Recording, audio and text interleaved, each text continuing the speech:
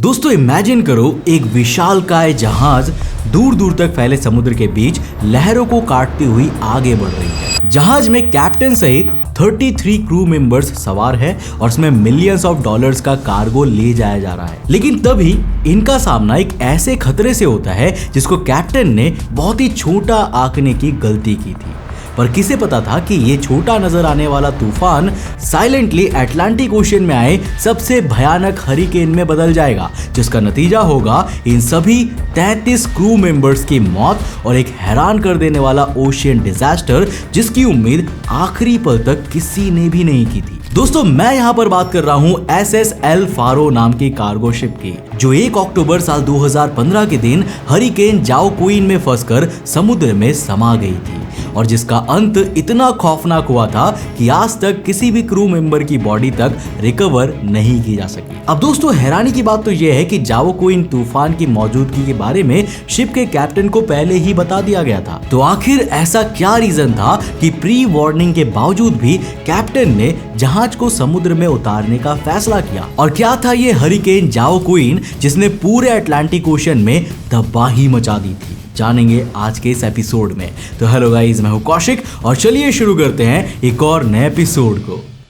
दोस्तों हमारी इस कहानी की शुरुआत होती है साल 1975 में, जब अमेरिका के पेंसिल्वेनिया के Sun Ship Building and Dry Dock Corporation नाम की कंपनी पुएर्तो रिको नाम के एक शिप बनाती है। अब इसे ऑपरेट करने का जिम्मा ना नेवियारास दे पुएर्तो रिको स्टीम शिप कंपनी को मिला था और ये अमेरिका के ईस्ट कोस्ट से पुएर्तो रिको के बीच कार्गो को ट्रांसपोर्ट किया करता था। आपको बता दूं कि पुएर्तो रिको अमेरिका की एक टेरिटरी है जिसकी लोकेशन अमेरिकन मेनलैंड से करीब 1600 किलोमीटर दूर कैरिबियन सी में है। साल 1991 में सॉल्टचुक रिसोर्सेस नाम की एक कंपनी इस पुएर्तो रिको जहाज को खरीद लेती है और उसका नाम बदलकर नॉर्दर्न लाइट्स रख दिया जाता है। अब सॉल्टचुक रिसोर्सेस इस शिप को वॉशिंगटन से अलास्का के बीच चलाया करती थी, जो समुद्र का काफी कठिन रास्ता माना जाता था। लेकिन कोई भी कठिनाई इस जहाज को ना नहीं रोक सकी, जिसके कारण रिलायबिलिटी पर पूरा भरोसा किया जाता था। तभी तो इराक वॉर के दौरान अमेरिकन मिलिट्री ने भी इस शिप को चार्टर किया था,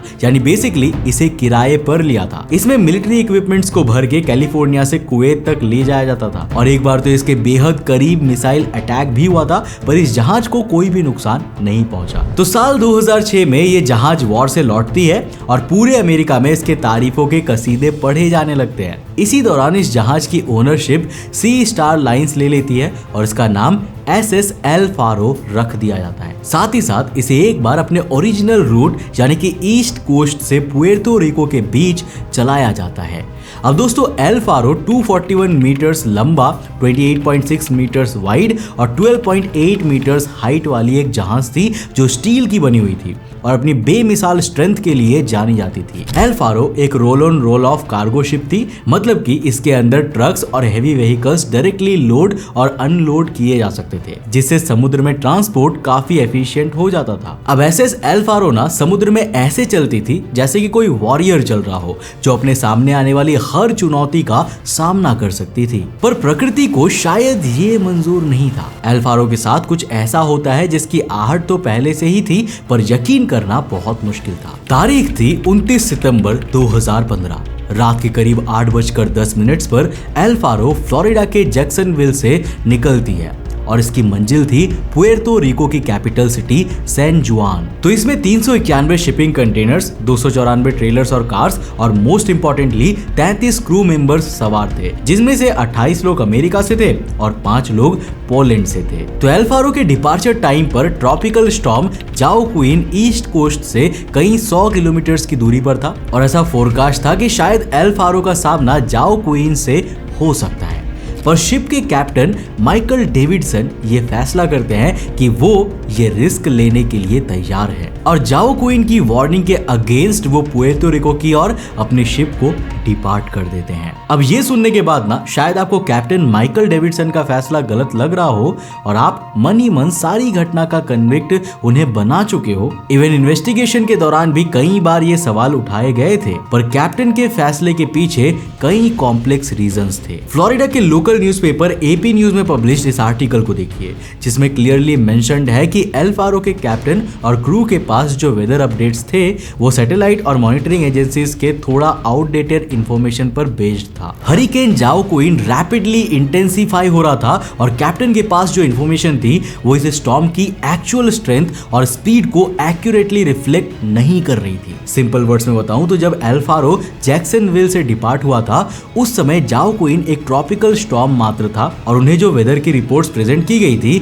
वो इस और इशारा नहीं कर रही थी कि ये इतनी जल्दी एक हरिकेन का रूप ले लेगा। देखो बेसिकली ट्रॉपिकल स्टॉर्म एक नॉर्मल सा तूफान ही होता है जिससे निपटने के लिए शिप में पर्याप्त इंतजाम होते हैं और जहाज का क्रू भी इनसे निपटने के लिए बिल्कुल ट्रेंड होते हैं। लेकिन हरिकेन एक नेक्स्ट लेवल की कैलामिटी होती है जिससे शिप्स और उनके कैप्टन अक्सर बचना पसंद करते हैं। कैप्टन को लगा था कि स्टॉर्म इतना पावरफुल नहीं होगा कि उनके प्लान रूट को इंपैक्ट करे और वो इसे सेफली क्रॉस कर लेंगे। सेकेंडली, जैसा कि मैंने आपको पहले ही बताया, एल्फारो एक बेहद ही ट्रस्टेड जहाज थी जो पहले भी कई कॉम्प्लेक्स सिचुएशंस का सामना कर चुकी थी। अब ये 40 साल पुरानी जरूर हो चुकी थी पर उसको रेगुलरली मेंटेन किया जा रहा था। इनफैक्ट साल 2014 और फरवरी 2015 में इसके 2 इंस्पेक्शंस भी हुए थे जिसमें इसके अंदर कोई भी सिक्योरिटी इश्यूज नहीं पाए गए थे।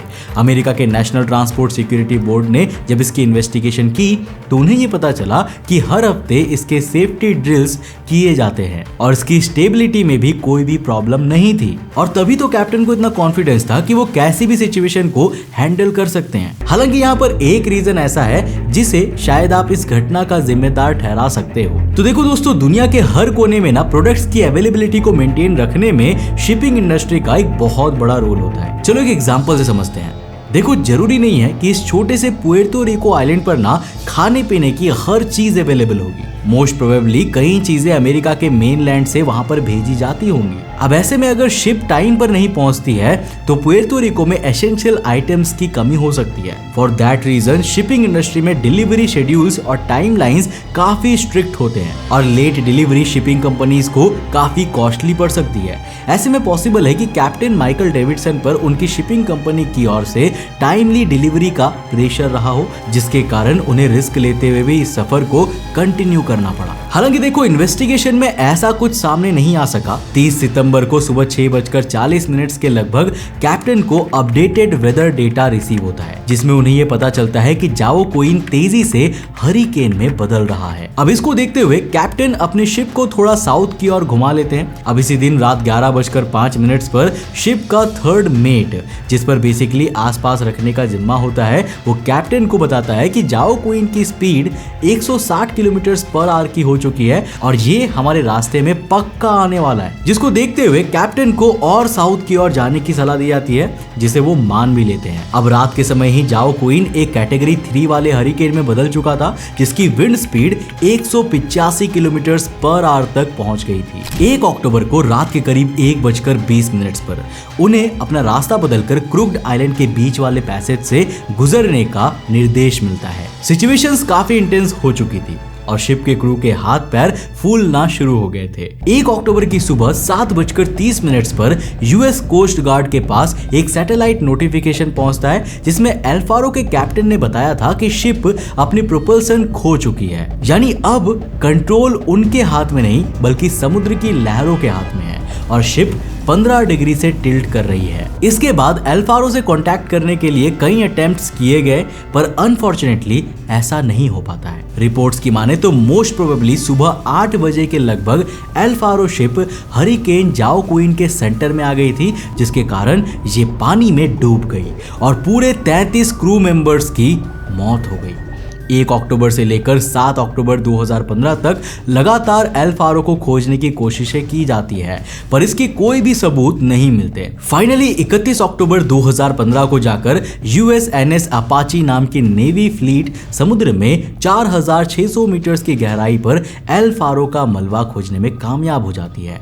हालांकि इस सर्च ऑपरेशन में किसी भी क्रू मेंबर्स की बॉडी रिकवर नहीं की जा सकी। अब दोस्तों, जैसा कि मैंने आपको बताया, एल्फारो के साथ हुई ट्रेजेडी का जिम्मेदार हम किसी टेक्निकल फ्लॉ या किसी के गलत फैसले को नहीं ठहरा सकते। ये ऑल एंड ऑल प्रकृति के कहर और किस्मत का खेल था हरिकेन जाओक्विन सैटेलाइट एरा में किसी भी नॉन ट्रॉपिकल रीजन में ओरिजिनेट होने वाला अटलांटिक ओशन में आया सबसे खतरनाक तूफान था, जिसके पीक पर हवाओं की रफ्तार 250 किलोमीटर पर आवर तक चली गई थी। इसने अमेरिकन कोस्ट से लेकर कैरिबियन आइलैंड तक बेतहाशा तबाही मचाई थी, जिसमें टोटल 34 लोगों की जान गई थी और 200 मिलियन यूएस डॉलर्स का नुकसान भी हुआ था।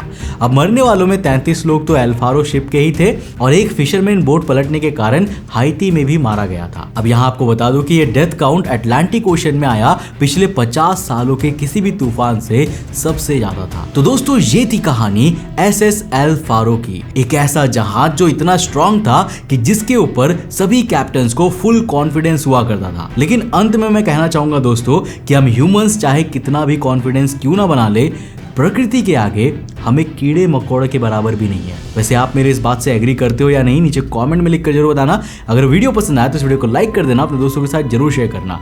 अगर आप नए चैनल पे तो चैनल को सब्सक्राइब करने के साथ साथ नोटिफिकेशन बेल ऑन कर देना।